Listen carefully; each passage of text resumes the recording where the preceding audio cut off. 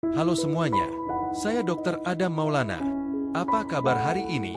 Semoga Anda dan keluarga selalu diberikan kesehatan, kebahagiaan, serta berada dalam lindungan Tuhan Yang Maha Esa. Terima kasih karena telah meluangkan waktu untuk kembali menyaksikan video edukasi kesehatan ini. Dukungan dan antusiasme Anda menjadi semangat bagi saya untuk terus berbagi informasi yang bermanfaat mengenai kesehatan telinga. Saya berharap setiap video yang saya bagikan tidak hanya menjadi tontonan, tetapi juga dapat menambah pengetahuan dan meningkatkan kesadaran kita semua akan pentingnya menjaga kesehatan organ pendengaran. Sebelum kita mulai, saya ingin mengajak Anda untuk sejenak memperhatikan kesehatan telinga. Banyak orang menganggap kotoran telinga sebagai sesuatu yang harus selalu dibersihkan hingga benar-benar bersih. Padahal, kotoran telinga atau serumen memiliki fungsi yang sangat penting.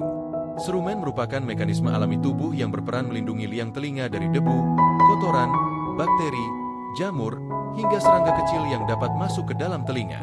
Selain itu, serumen juga membantu menjaga kelembapan kulit liang telinga sehingga tidak mudah mengalami iritasi atau luka. Namun, meskipun memiliki fungsi sebagai pelindung alami, bukan berarti kotoran telinga boleh dibiarkan menumpuk terlalu lama. Dalam kondisi tertentu, serumen yang terus bertambah dapat menumpuk dan menyumbat liang telinga. Penumpukan ini seringkali terjadi secara perlahan sehingga banyak orang tidak menyadarinya. Akibatnya, telinga dapat terasa penuh, pendengaran menjadi berkurang, muncul dengingan, rasa tidak nyaman, bahkan pada sebagian orang dapat menyebabkan pusing atau gangguan keseimbangan. Kondisi seperti ini tentu dapat mengganggu aktivitas sehari-hari dan menurunkan kualitas hidup apabila tidak segera ditangani. Saya juga ingin mengingatkan agar kita menghindari kebiasaan membersihkan telinga menggunakan cotton bud atau benda tajam hingga terlalu dalam. Kebiasaan tersebut justru sering mendorong kotoran semakin masuk ke dalam liang telinga sehingga semakin sulit dikeluarkan. Selain itu, tindakan yang tidak tepat juga dapat menyebabkan luka pada liang telinga, memicu luka, bahkan meningkatkan risiko cedera pada gendang telinga. Oleh karena itu, membersihkan telinga sebaiknya dilakukan dengan cara yang benar dan aman. Jika memang terjadi penumpukan serumen atau muncul keluhan seperti telinga tersumbat, nyeri, keluar cairan, atau pendengaran berkurang, sebaiknya segera berkonsultasi dengan tenaga kesehatan agar mendapatkan penanganan yang sesuai. Pada video kali ini, kita akan melihat salah satu kasus penumpukan kotoran telinga yang telah berada cukup lama di dalam liang telinga. Melalui proses pembersihan ini, Anda dapat memahami bagaimana serumen dapat berubah bentuk, mengapa proses pembersihan harus dilakukan secara hati-hati, serta pentingnya menjaga kesehatan telinga sejak dini. Saya berharap tayangan ini dapat menjadi edukasi sekaligus pengingat bagi kita semua bahwa menjaga kesehatan telinga adalah bagian dari menjaga kualitas hidup. Mari kita saksikan video ini bersama. Semoga bermanfaat, menambah wawasan, dan menginspirasi kita untuk lebih peduli terhadap kesehatan telinga mulai dari sekarang. Terima kasih telah menonton. Semoga Anda selalu sehat dan sampai jumpa pada video edukasi berikutnya. Pada kesempatan kali ini, kita akan membahas beberapa tips sederhana untuk menjaga telinga tetap bersih dan kering agar fungsi pendengaran tetap optimal. Perlu diketahui bahwa telinga memiliki mekanisme pembersihan alami yang sangat baik.